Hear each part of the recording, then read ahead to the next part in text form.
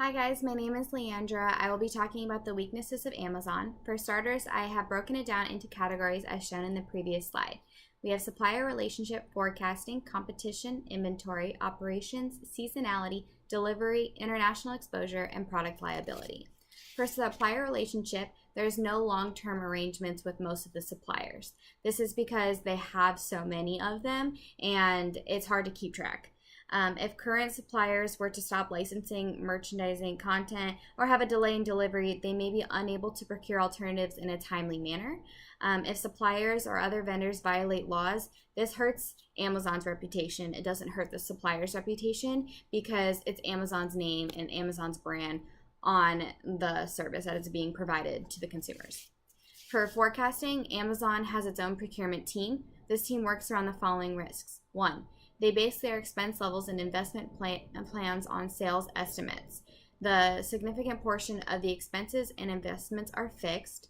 They may not be able to adjust spending quickly enough if sales are less than expected. The revenue and operating profit growth depends on the continued growth of demand.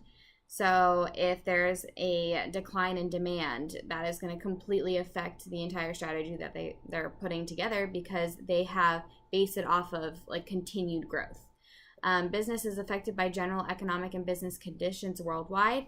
Again, if something were to happen in the economy, or if businesses were to go out stop being reliable and people stopped purchasing products from a certain brand, then that hurts Amazon because Amazon used them as a supplier, and so now they have to find other people.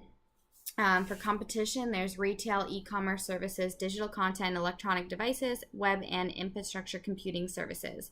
Amazon offers the same products that people can buy at a store, that they can buy on the actual website of what the product is. What Amazon is offering is a easier way of basically delivering the product to the people, like Amazon Prime. I have that. It's fantastic. But if they don't keep up their competition against say websites where free shipping, and that could get the attention of somebody because the cost could be cheaper that way. So Amazon has to kind of make sure they're looking at that at all times. For inventory and operations, the seasonality, new product launches, rapid changes in product cycles and pricing, defective merchandising, etc.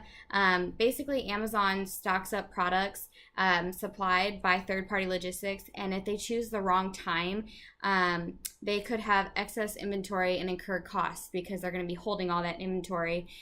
So they have to constantly be watching the market to make sure that they're not having too much product or too less product, and it's a guessing game for them. Seasonality, according to the Form 10-K document, as a result of holiday sales as of December 31st, that is when they see their peak in sales, and so for the next 3 months, they just see a dramatic decline because of how high those were because, of the holidays. So they must hire seasonal workers and bring a focus on not understocking or overstocking for the season, or else they will lose those profits. Delivery, this is huge. This is what Amazon does. They rely on their third-party logistics a lot for here. If one were to experience a cut in employees or one shut down, then this would affect Amazon's deliveries a lot. And if one of their 3PLs is late on delivering, doesn't meet Prime deliveries, consumers are not going to be happy, and they're not going to fulfill their goal that they promised to their consumers. With so many 3PLs, it's hard to keep track too of who's doing what and what's happening. For international exposure, according to the form, in certain international market segments, they have relatively little operating experience and may not benefit from any first-to-market advantages.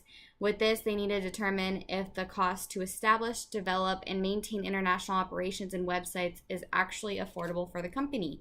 Right now, Amazon's doing really good. I swear they're going to take over the world. But at the same time, they need to kind of branch out to other international markets, and they need to like really understand and like develop a team there. I feel like that's going to make them successful, but right now it's kind of a weakness because they don't know much of like what's going on in all the other markets that they're trying to expand to. Lastly, product liability, intellectual property rights protection. The form says effective intellectual property protection may not be available in every country in which our products and services are made available. We also may not be able to acquire or maintain appropriate domain names in all countries in which we do business. So that's for another aspect of like international as well. Like there's not a for sure answer of like whether or not there's the property protection on all of the products that they're offering. Also, they have to deal with defective products, and digital content offerings depend on effective digital rights management technology to control and access to digital content. If the digital rights management technology that they use is compromised or otherwise malfunctions, it could be subject to claims, and content providers may be unwilling to include their content in their service. And that's huge because Amazon offers a lot of electronic based like books and whatever else that you need that like you can get electronically. So that's the weaknesses.